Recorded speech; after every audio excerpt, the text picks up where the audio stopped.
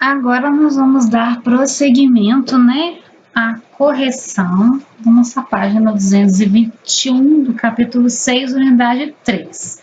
É isso mesmo, essa correção está sendo dividida em algumas partes para não ficar muito cansativo.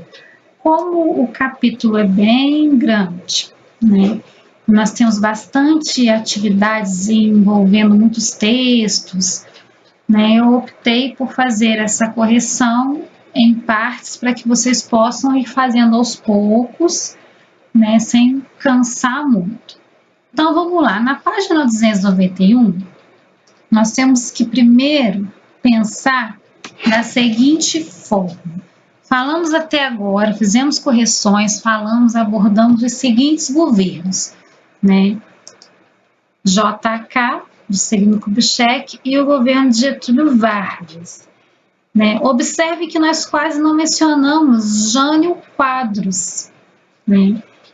E aí, o Jânio Quadros, eu já falei numa aula, fiz uma aula só sobre o Jânio Quadros, fiz uma aula só sobre o JK, fiz várias aulas só sobre, né, os governos de Vargas, né, porque ele ficou muitos e muitos anos na presidência.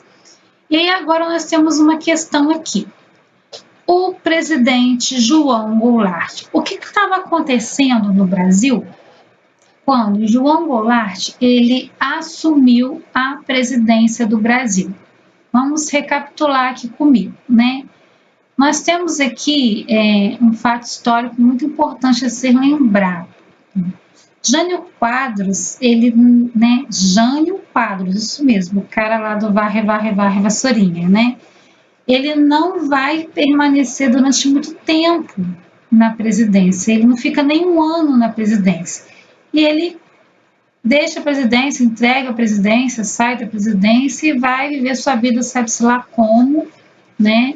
E com quem, quando, onde e o que ele fez da vida. Depois, posteriormente, o próprio Jânio Quadros, ele volta, né, num cargo político, né, concorrendo a um cargo político, assim, anos e anos depois, bem mais velho, né.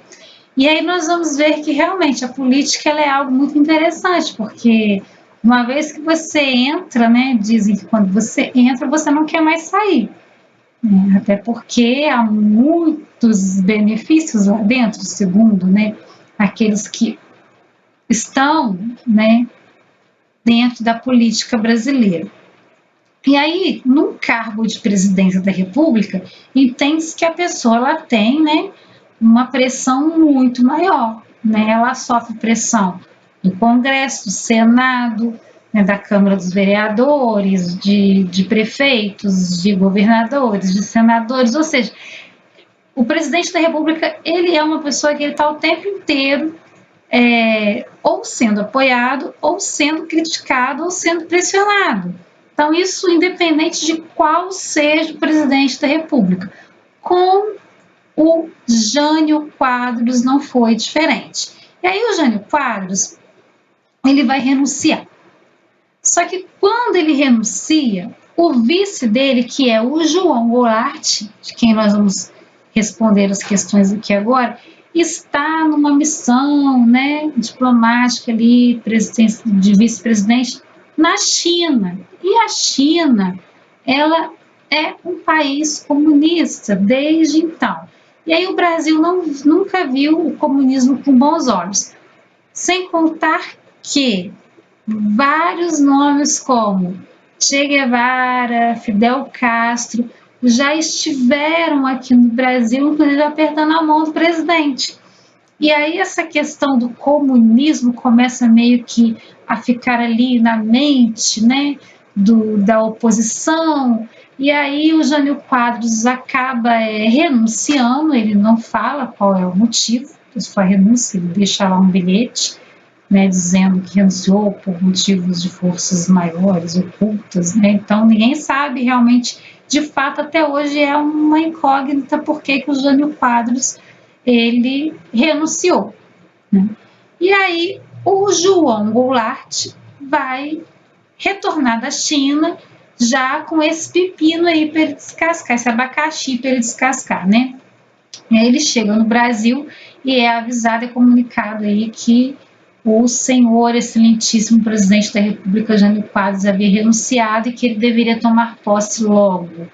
Por que ele deveria tomar posse logo? Porque ele era o vice. E aí o Brasil vai ter um presidente da República, um vice-presidente que vai assumir a presidência e vai começar a governar. Só que o governo do João Goulart foi um governo um pouco tumultuado, porque ele começa a querer implantar várias reformas, vários benefícios, principalmente para as classes menos favorecidas. E há quem diga que ele não estava só interessado nas classes menos favorecidas, que ele estava também com interesses políticos, econômicos, empresariais, aí, sociais, né, nas classes mais abastadas. E como um bom político, ele deveria agradar a gregos e troianos, pobres e ricos, né? E aí uma das questões que vai deixar o Jânio Quadros ali, o João Goulart muito entre a cruz e a caldeirinha são as reformas de base, e nessas reformas de base tinha a reforma agrária.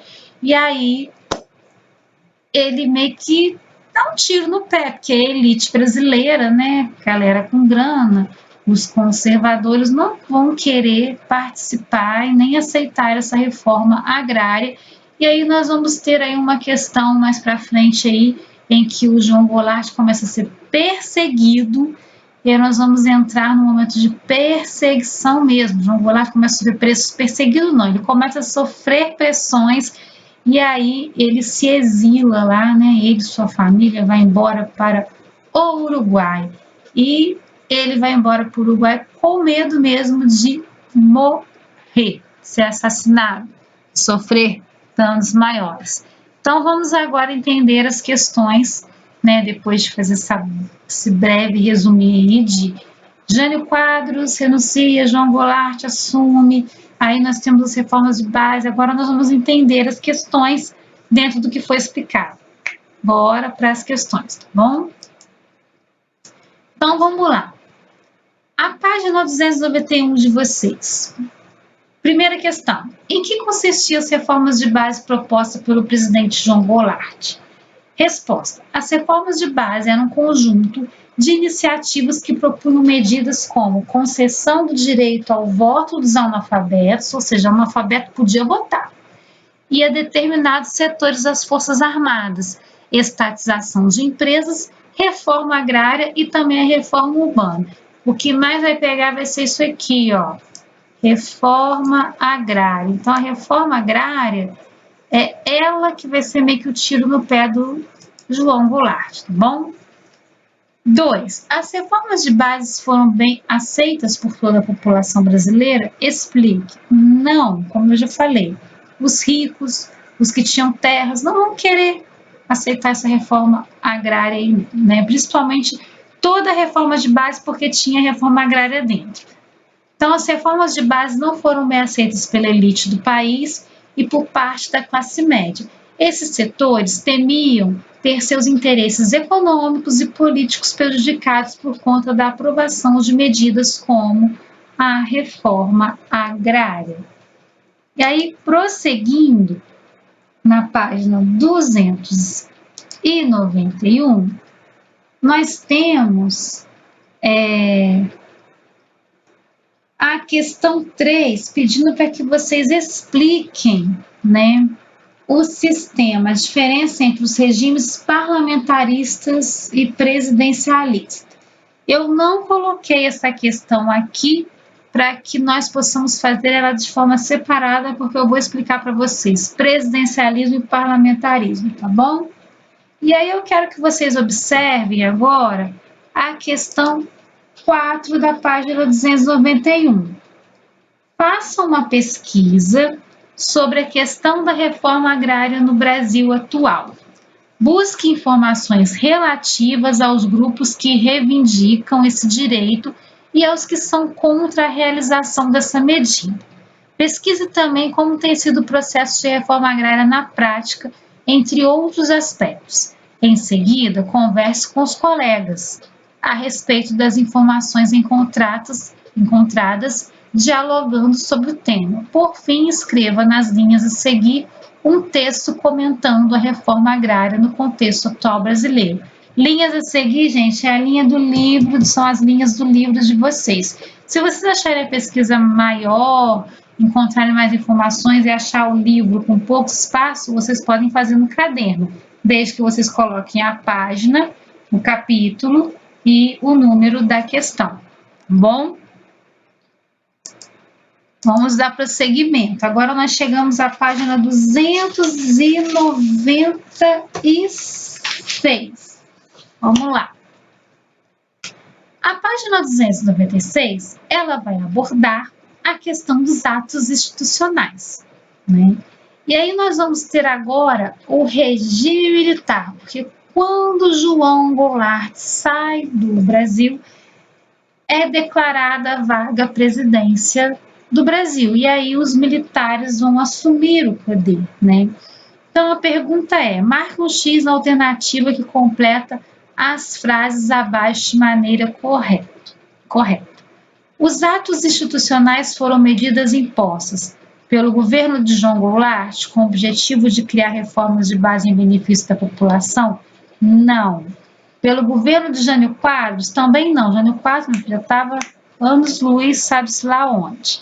Pelo regime militar com o objetivo de centralizar o poder de maneira autoritária? Então é a letra C, né? Ato institucional, gente, de certa forma era uma forma de repressão no período do regime militar, uma forma de controlar a população, tá bom? E aí agora nós vamos dar prosseguimento à questão 2, da página 296. Cite algumas medidas impostas pelo governo por meio de atos institucionais. Vamos lá.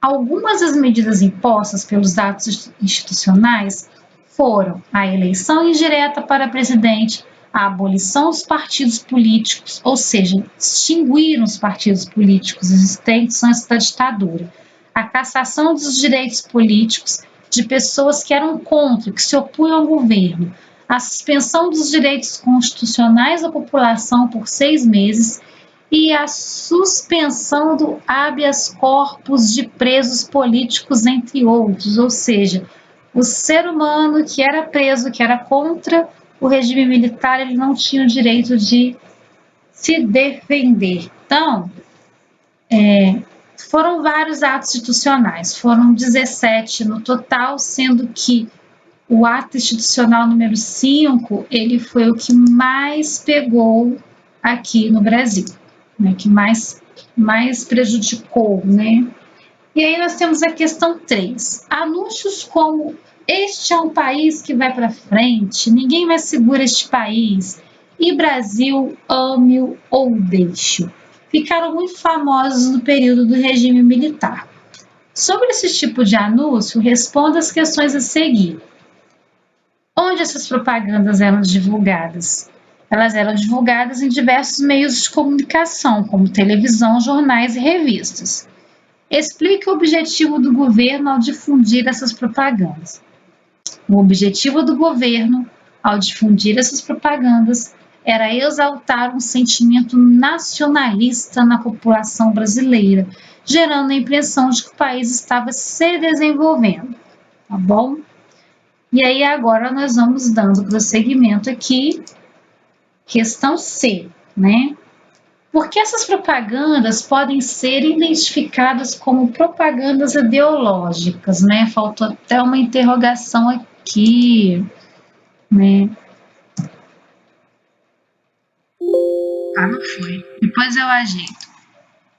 A questão é a seguinte: a intenção dessas propagandas era transmitir uma imagem positiva do governo, independente de suas realizações, e não permitir que posicionamentos contrários ao regime militar fossem propagados. Frases como Brasil, ame-o ou deixe-o tinham o objetivo de transmitir a ideia de que quem criticasse qualquer aspecto do governo não era um patriota e estava contra o desenvolvimento do país. Ou você fechava com os militares, ou você, se você fosse oposição, independente se você fosse comunista ou não, você estava contra o regime militar, e isso provocou muitos muitas perseguições aí durante o regime militar, tá bom? Agora, a página 297. Leia o texto abaixo e depois responda as questões. Vamos lá. Mas o espírito de resistência cresceu a partir de 1966. Ele foi aumentando com o decorrer dos anos. À medida que o programa econômico da ditadura ampliava a concentração da riqueza e o empobrecimento dos trabalhadores, e que o regime repressivo não dava espaço para as reivindicações populares, assim o sentimento de oposição alcançou novos setores, até se tornar um amplo movimento de opinião e de militância pela democratização da sociedade. Então vamos lá. O texto ele está abordando a questão do povo insatisfeito com o governo dos militares, né? E aí nós temos aqui a letra A. De acordo com o texto, o que motivou o aumento da resistência contra a ditadura? O que motivou o aumento da resistência contra, a ditadura foi tanto o programa econômico adotado durante o regime, que promoveu a concentração da riqueza e o empobrecimento dos trabalhadores assalariados, como a repressão instituída por ele, que impedia reivindicações ou manifestações populares. O Brasil passou por um período em que você não podia manifestar-se contra o regime militar, você não podia expor a sua opinião contra os militares, e isso está nos livros didáticos, está aí nos livros para que vocês possam pesquisar. Letra B. Qual foi a consequência de ampliação da resistência à ditadura? De acordo com o texto, o sentimento de oposição, quem era contra a ditadura, alcançou novos setores da sociedade brasileira, tornando-se um amplo movimento de opinião e de militância pela democratização da sociedade. E aí, nós temos aqui alguns grupos que vão começar a lutar para que o Brasil volte a ser uma democracia. A questão 5, para a gente poder fechar essa página 297. Complete as frases a seguir com as palavras abaixo. Perseguição, censura, órgãos de repressão, liberdade de expressão e resistência. E aí, nós vamos ver o seguinte fato aqui. Letra A. Os órgãos, de repressão foram criados. Os órgãos de repressão foram criados. Vou até colocar em negrito aqui. Vamos tirar a linhazinha aqui. Com o objetivo de vigiar e controlar toda a população brasileira, em especial aqueles que tinham ideias contrárias à ditadura militar. Já vou até apagar aqui de uma vez, vamos lá. Entre as práticas adotadas pelo governo para reprimir grupos de oposição estão a perseguição, a tortura e o exílio. Então, já temos a palavra perseguição encaixadinha aqui, Letra C. Durante a ditadura civil-militar, não existia. O que não existia? Liberdade de expressão no Brasil. Então, não existia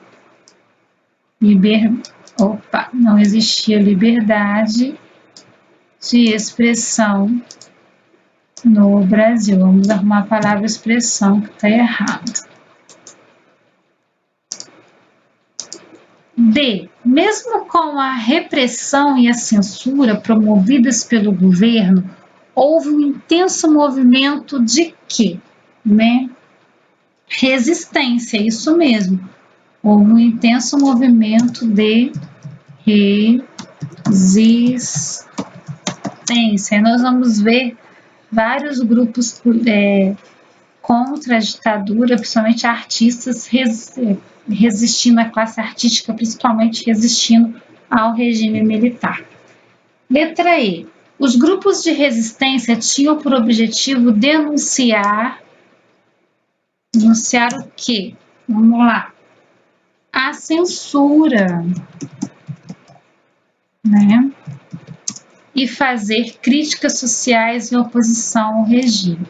Então, era um grupo de intelectuais, pessoas que estavam ali, né, lutando para que o país voltasse a ser uma democracia.